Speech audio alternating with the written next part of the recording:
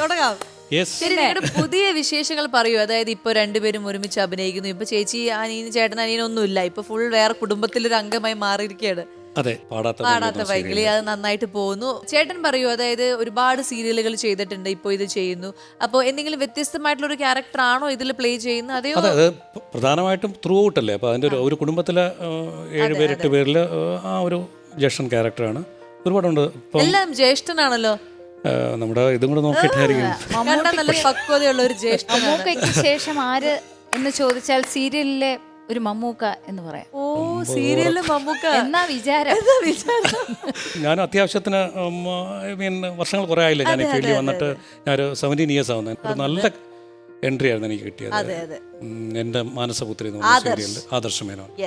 അതിനുശേഷം അതേപോലെ through out ആയിട്ടുള്ള ക്യാരക്ടറാണ് ഇപ്പോൾ ഇതിനകത്തുള്ളത്. ഇതിന് നല്ല ഒരു ട്രാക്കാണ് ഇപ്പോൾ, സെപ്പറേറ്റ് ട്രാക്ക് പോലെ അടിപൊളിയായിട്ട് നിങ്ങളുടെ സംഭവങ്ങളൊക്കെ പോകുന്നു. എനിക്ക് ലീന ചേച്ചിനെ കാണുമ്പോൾ ആദ്യം മറ്റേ പ്രേതം ആ സീരിയലാണ് എന്റെ മനസ്സിൽ വരുന്നത്. രഹസ്യം അല്ലേ? അതെ, എല്ലാരും അതെ. അപ്പൊ പ്രേതം സീരിയൽ ചെയ്യാനുള്ള എക്സ്പീരിയൻസ് എന്തായിരുന്നു? എക്സ്പീരിയൻസ് ഒന്നുമില്ല. എനിക്കൊന്നും ചിരിക്കണം. അതെ, അതും ഒരു ഭാഗ്യമായിട്ട് കിട്ടിയൊരു കഥാപാത്രമാണ്. അതിനു മുൻപ് ചെയ്തുകൊണ്ടിരുന്നത് നീനു എന്ന് പറയുന്ന ഒരു ആക്ട്രസ് ആയിരുന്നു. അപ്പൊ നീനു താൽക്കാലികമായിട്ട് അതിൽ നിന്ന് പോവുകയും അപ്പോൾ എനിക്ക് സ്ഥിരതാമസം എന്ന രീതിയിൽ എനിക്ക് അതേ ഒരു മുടിയും അതേപോലെ ഒരു മുഖവും ഒക്കെ ഉള്ളതുകൊണ്ട് എനിക്ക് അതിലേക്കൊരു അവസരം കിട്ടുമായിരുന്നു. പക്ഷെ സ്വഭാവവും അതെ, ഒരു യക്ഷി സ്വഭാവം ഉള്ളതുകൊണ്ട് എനിക്കതിലൊരു ശരിക്കും കുഞ്ഞിലേക്ക്, അതായത് കുട്ടികളെ പേടിപ്പിക്കുക. നമ്മൾ കുസൃതിക്കൊക്കെ നമ്മുടെ കസിൻസ് ചെറിയ കുട്ടികളൊക്കെ വരുമ്പോൾ അവരെ പേടിപ്പിക്കുക, അല്ലെങ്കിൽ ഫ്രണ്ട്സിന്റെ അങ്ങനെയൊക്കെ കണ്ണൂരിട്ട് അതൊക്കെ ചെയ്യാറുള്ള ഒരാളാണ്? ഒന്നുമില്ല. എന്നെ ആ സീരിയൽ ചെയ്യുമ്പോൾ പോലും അതിനുശേഷം പുറത്തിറങ്ങുമ്പോൾ എല്ലാവരും പറയായിരുന്നു, അയ്യോ നിങ്ങളെ കണ്ടിട്ട് പേടിയല്ല വരുന്നതെന്ന്. പാവമാണ് തോന്നുന്നത്. ചേട്ടന്റെ കുഞ്ഞിലത്തെ ഓർമ്മകൾ എന്താണ്? അതായത് ഫസൽ റാസി ഒരു കുഞ്ഞായിരുന്നപ്പോൾ എന്തൊക്കെയായിരുന്നു ആ ആക്ടിവിറ്റി, ഒരു ഹോബീസ്? ആക്ടിവിറ്റി ഞാൻ ശരിക്കും ഒരു basically I M A sportsman. ഞാൻ ഏറ്റവും വലിയൊരു അച്ചീവ്മെൻ്റ് എന്ന് പറഞ്ഞാൽ ഇന്ത്യൻ ടീമിന് വേണ്ടി ഫുട്ബോൾ കളിക്കാൻ പറ്റി. 90s ഞാൻ ഇന്ത്യൻ ടീമിന് വേണ്ടി കളിച്ചിരുന്നു. നമ്മുടെ എന്റെ തൊട്ടടുത്തിരിക്കുന്നത് ഒരു ഫുട്ബോൾ പ്ലെയറാണ്. അങ്ങനെ എനിക്ക് റെയിൽവേയിൽ ജോലി കിട്ടി, ഒരു നല്ല പോസ്റ്റിലാണ്. അത് പിന്നെ അത് വിട്ട് പോരാൻ എന്തെങ്കിലും ഏജ്, ഒരു സർട്ടൺ ഏജ് ഉണ്ടല്ലോ. ഫുട്ബോൾ എന്നൊക്കെ പറഞ്ഞാൽ പവർ ഗെയിമാണ്. ഒരു സർട്ടൺ ഏജ് കഴിഞ്ഞാൽ പിന്നെ, പക്ഷേ ഞാൻ 32 years ആയപ്പോഴത്തേക്ക് ഓൾമോസ്റ്റ് നിർത്തി. പിന്നെ ഞാൻ ഈ ഫീൽഡിലേക്ക്, അതായത് അഭിനയിക്കാൻ ഒരു ആഗ്രഹം വന്നു. ഞാൻ ചെന്നൈയിലായിരുന്നു 16 കൊല്ലം. ചെന്നൈയിൽ വെച്ചിട്ടാണ് നമ്മുടെ സുഹൃത്തുക്കളൊക്കെ അഭിനയിക്കുന്നുണ്ട്, അതായത് എൻ്റെ റൂംമേറ്റ്സ്. അങ്ങനെ അവരെ കണ്ടപ്പോൾ നമുക്കൊരു ആഗ്രഹം വന്നു. അങ്ങനെ അപ്പോൾ അങ്ങനെ അഭിനയിച്ചു കളയാം എന്ന് വെച്ചാൽ ഒരുപാട് പേരുടെ അടുത്ത് ഇങ്ങനെ ചാൻസ് ചോദിച്ചു പോവാ. അങ്ങനെ ഇല്ല, ഞാൻ കലാമാസ്റ്ററുടെ സ്റ്റുഡൻ്റ് ആയിരുന്നു. കലാമാസ്റ്ററിലെ കലാമാസ്റ്ററുടെ കലാലയിലെ സ്റ്റുഡൻ്റാണ് ഞാൻ. ഇവരുടെ കൂടെ പോകുക. ഞാൻ ഡാൻസർ ആ രീതിയിലല്ല, അല്ലല്ല, ഞാൻ ഡാൻസർ സ്റ്റുഡൻറ് എന്ന് പറയാൻ കാര്യം അല്ലല്ല, ഈ എൻ്റെ ഫ്രണ്ട്സ് എല്ലാം അവിടെ പഠിക്കുന്നുണ്ട്. പക്ഷെ അവിടെ പഠിച്ചിട്ടാണ് ഈ സിനിമയിലേക്ക് വരുന്നത്. അവിടെ നിന്ന് ഒരു നല്ലൊരു ഓപ്പർച്യൂണിറ്റി, അവിടെ നിന്ന് സെലക്ട് ചെയ്യാൻ വരും ഡയറക്ടേഴ്സൊക്കെ. അപ്പോൾ അവിടെ നിന്ന് അങ്ങനെ വരുന്നതുകൊണ്ട് ഞാൻ ഇവരുടെ കൂടെ പോകാറുണ്ട്. അപ്പോൾ ഞാൻ ജോയിൻ ചെയ്തു. അന്ന് 300 rupees പെർ മന്ത്. പക്ഷേ രസമാണ് ഭയങ്കര. എല്ലാം സിനിമയിലേക്ക് ട്രൈ ചെയ്യുന്ന ആൺകുട്ടികളും പെൺകുട്ടികളും ഒക്കെ വന്ന്, അപ്പോൾ മെയിനായിട്ട് അവർ ഡാൻസ് പഠിക്കുക എന്നുള്ളതല്ല, അവിടെ ഒരു പ്ലാറ്റ്ഫോമാണ്. അവിടെ സെലക്ഷന് വേണ്ടി വരും. കലാമാസ്റ്ററുടെ സ്റ്റുഡൻറ്റ് എന്ന് പറയുമ്പോൾ അങ്ങനെ ഓരോ ഫിലിമിലേക്ക് സെലക്ട് ചെയ്ത ഹീറോയിൻസ് വന്ന് അവിടെ മാഡത്തിൻ്റെ അടുത്ത് പഠിച്ച്, അതായത് ഷൂട്ടിങ്ങിന് മുമ്പ്. അപ്പോൾ അതുകൊണ്ട് ഭയങ്കര എക്സ്പീരിയൻസ്. ലീന ചേച്ചി ഒരു കലാതിലകമായിരുന്നു സ്കൂളിലൊക്കെ പഠിക്കുമ്പോൾ അല്ലേ? ഒന്നാണോ അതേ 2-3 എത്ര പ്രാവശ്യം കലാതിലകം കിട്ടി? ഇല്ല, ട്രിവാൻഡ്രം ഡിസ്ട്രിക്ട് കലാതിലകമായിരുന്നു 2 പ്രാവശ്യം. ഞാൻ 6th ലും 7th ലും ഡിസ്ട്രിക്ട് കലാതിലകമായിരുന്നു. ചേച്ചി എങ്ങനെയാണ് പിന്നെ ഈ അഭിനയ രംഗത്തേക്ക് വന്നത്? ഇത് ഡയറക്റ്റായിട്ട് സെലക്ഷൻ ഈ കലോത്സവ വേദിയിൽ നിന്ന് അങ്ങനെ തിരഞ്ഞെടുത്തതാണോ? ഞാൻ ഡാൻസ് സ്കൂളിൽ സ്ഥിരം പോകുന്ന ഒരാളായിരുന്നു, അവിടെ പഠിപ്പിക്കുന്നുണ്ടായിരുന്നു. ഇങ്ങനെ അവസരങ്ങൾക്ക് വേണ്ടി ഒരുപാട് നടന്നിട്ടുണ്ട്. ബാലതാരമായിട്ട് അവിടെ ഇവിടെയൊക്കെ തല കാണിച്ചിട്ടുണ്ട്. അതെ, മൈ ഡിയർ കരടി, മഴ, ആ സിനിമയിലൊക്കെ അവിടെ ഇവിടെയൊക്കെ എന്നെ കാണാം. ശ്രദ്ധിച്ച് നോക്കണം. അതെ, അപ്പൊ അതൊക്കെ കഴിഞ്ഞ് പിന്നെ ഒരു സമയമായപ്പോൾ മടുപ്പായി. കാരണം ഇനി അവസരമൊന്നും കിട്ടാൻ പോകുന്നില്ല എന്ന് വിചാരിച്ച എൻ്റെ അമ്മൂമ്മയായിരുന്നു എന്നെ കൊണ്ട് നടന്നുകൊണ്ടിരുന്നത് എല്ലായിടത്തേക്കും. പിന്നെ ഇനി രക്ഷയില്ല, നമുക്ക് നിർത്താം എന്നൊക്കെ പറഞ്ഞ് നിർത്തി. ഡാൻസ് മാത്രമായി. ആ ഡാൻസ് മാത്രമായി. ഇപ്പോൾ ഡാൻസിലേക്ക് തിരിയാമെന്നായി. അപ്പോൾ ടീച്ചറാണ് എൻ്റെ ഡാൻസ് ടീച്ചർ, ഗിരിജാചന്ദ്രൻ ടീച്ചറാണ്. കിരീടം സിനിമയുടെ പ്രൊഡ്യൂസറായ കിരീടം ഉണ്ണി സാർ ആദ്യമായിട്ടൊരു സീരിയൽ സംവിധാനം ചെയ്യുന്നു എന്ന് പറഞ്ഞു. അതിലേക്ക് ഒരു പുതിയ ഫ്രഷ് ഫേസ് വേണം എന്ന് പറഞ്ഞു. അങ്ങനെ ഡാൻസ് സ്കൂളിൽ വന്നപ്പോൾ ഞാനവിടെ കളിച്ച് കുളമായിട്ട് നിൽക്കുകയാണ്. അപ്പോൾ ഈ ചൂണ്ടി കാണിച്ചിട്ട് ഈ കുട്ടി മതിയോ എന്ന് ചോദിച്ചു. സാർ പറഞ്ഞു ഓക്കെ എന്ന് പറഞ്ഞു.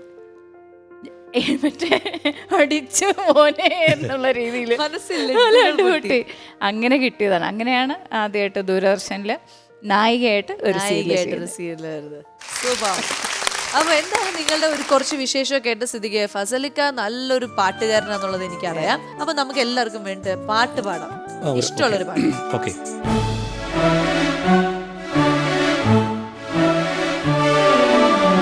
കുറിവരച്ചാലും കുരിശുവരച്ചാലും കുമ്പിട്ടു നിസ്കരിച്ചാലും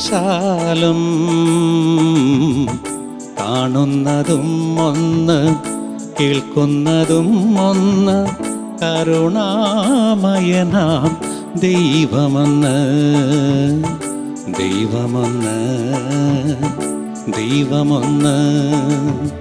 കുറിവരച്ചാലും കുരിശുവരച്ചാലും കുമ്പിട്ടു നിസ്കരിച്ചാലും കാണുന്നതും ഒന്ന് കേൾക്കുന്നതും ഒന്ന് കരുണാമയനാം ദൈവമൊന്ന് ദൈവമൊന്ന് ദൈവമൊന്ന്.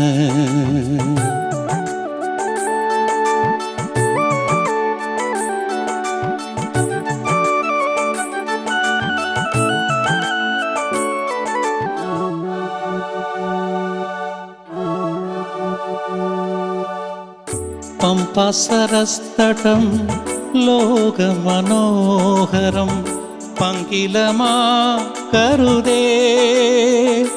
രക്തപങ്കിലമാക്കരുതേ.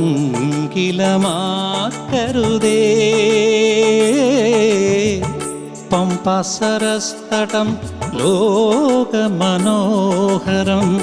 പങ്കിലമാക്കരുതേ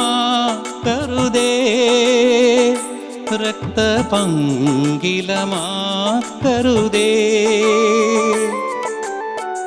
വിന്ധ്യഹിമാചല സഹ്യസാനുക്കളിൽ വിത്തു വിതയ്ക്കരുതേ വർഗീയ വിത്തു വിതയ്ക്കരുതേ. കുറിവരച്ചാലും കുരിശുവരച്ചാലും കുമ്പിട്ടു നിസ്കരിച്ചാലും കാണുന്നതും ഒന്ന് കേൾക്കുന്നതും ഒന്ന് കരുണാമയനാം ദൈവമൊന്ന് ദൈവമൊന്ന് ദൈവമൊന്ന്. Thank you. ഒരുപാട് നാളിന് ശേഷമാണ് പാട്ട് അടുത്തിരുന്ന് കേൾക്കുന്നത്. ഈ പാട്ട് ഞാൻ ഇപ്പോഴാണ് ആദ്യമായിട്ട് കേൾക്കുന്നത്. ഞാനും അതെ. ഇപ്പൊ ഫസലിക്ക് എന്തെങ്കിലും പാട്ടിലിരുന്ന് സംശയമുണ്ട്, ഇനി പഠിക്കണം എന്ന് ആഗ്രഹം ഉണ്ടെങ്കിൽ തൊട്ടടുത്തുള്ള ആളുടെ അടുത്ത് പോയി പഠിച്ചോളൂ. നല്ല പാട്ടുകാരിയാണ്, അതാ പറഞ്ഞ പാട്ടുകാരിയാണ്, വേണമെങ്കിൽ ഇനി പഠിക്കാം. താരോത്സവത്തില് ഒരു പാട്ടുകാരിയെ വേണമായിരുന്നു. അപ്പോൾ ഞാൻ പെട്ടെന്ന് എൻ്റെ മൈൻഡിലെത്തിയത് ഇടയ്ക്കിടെ ഞങ്ങൾ ലൊക്കേഷൻ ലീന. പക്ഷെ ലീന അന്നാണ് ഞാൻ അതിന് ശേഷമാണ് അറിയുന്നത് ലീന ക്ലാസിക്കൽ ഡാൻസറാണ്. അതിനുശേഷം ഞങ്ങളുടെ ടീം ഭയങ്കര സ്ട്രോങ് ആയി. ഡാൻസർ കം സിംഗർ കൂടി നമ്മൾ നല്ലൊരു സകലകല വല്ലഭ. തീർച്ചയായിട്ടും. നമ്മൾ ഇൻസ്റ്റാഗ്രാമിൽ നോക്കുമ്പോഴും ലീന ചേച്ചി നല്ല ആക്റ്റീവാണ്. നന്നായിട്ട് പാട്ട് പാടുന്ന ഒരു വീഡിയോ അതിൽ ഞങ്ങൾ കണ്ടു. അങ്ങനെയാണ് ഞങ്ങൾക്ക് മനസ്സിലായത് ഇവിടെ വന്നു കഴിഞ്ഞാൽ നല്ലൊരു പാട്ട് പാടിപ്പിക്കണം എന്നുള്ളത്. ആ ഒരു വീഡിയോയിൽ പാടിയ പാട്ട് തന്നെ ആയിക്കോട്ടെ. കണ്ണൂരം ചിങ്കാരം കണ്ണോരം ചിങ്കാരം ഈ പൂവിൽ വന്നു വണ്ടു മോളവേ കാതോരം കിന്നാരം കാതോരം കിന്നാരം ഈ കാറ്റിലാടുമീറ